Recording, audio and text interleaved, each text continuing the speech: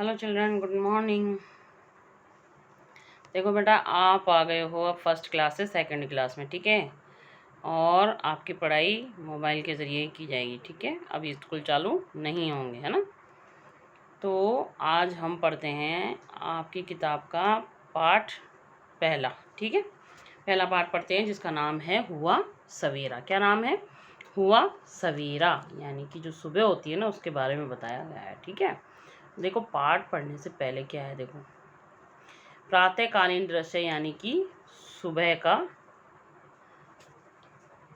जो हम सुबह सुबह सैर करते हैं तो हमें सुबह सुबह का जो वातावरण दिखाई देता है उसे हम कहते हैं प्रातःकालीन दृश्य, ठीक है। प्रातःकालीन दिनचर्या यानी कि सुबह जो हम काम करते हैं, कार्य करते हैं, उसे हम कहते हैं दिनचर्या। क्या कहते हैं? दिनचर्या, है ना।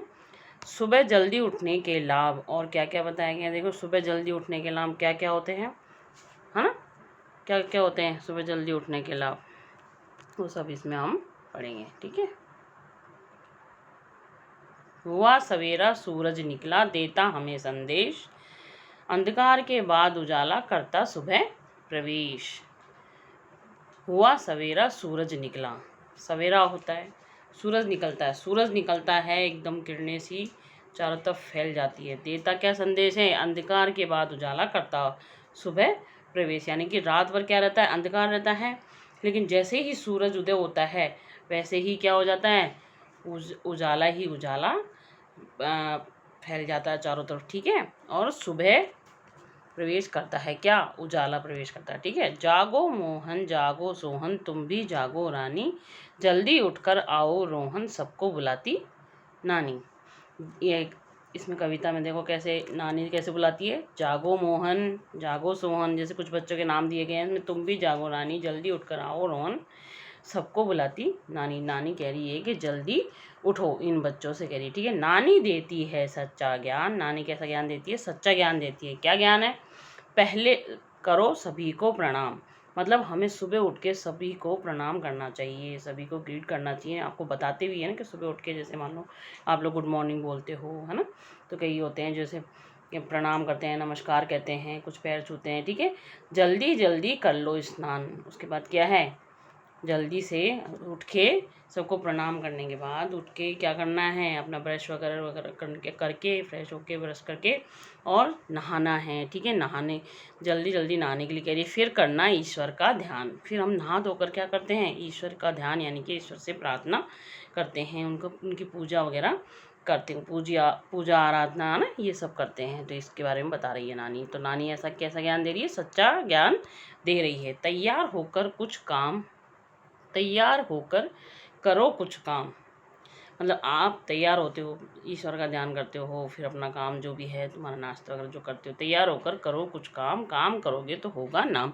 अपना जैसे मान लो आपको स्कूल जाना है तो अपना अपना बैग वगैरह ये सब सही तरीके से रखना। कुछ चीज़ें हैं जो एडजस्टमेंट करके तरीके से रखना वगैरह ना, ये सब है। और अपना आपका जो भी काम है वह है स्वयं करने के लिए कह रहे हैं। कौन कह रहा है? कवि कह रहा है। अपना काम करें जो बच्चे वे कहलाएं सबसे सच्चे। जो बच्चे अपना काम करते हैं, अपनी चीज़ों को सही जगह पर अच्छी तरह से रखते हैं, तरीके से सलीके से, है ना, तो वो बच्चे बहुत अच्छे कहलाते हैं, है ना। सच्चे बच्चे कहलाते हैं। कैसे बच्चे कहलाते हैं? जो अपना काम करते हैं, सच्चे बच्चे कहलाते हैं।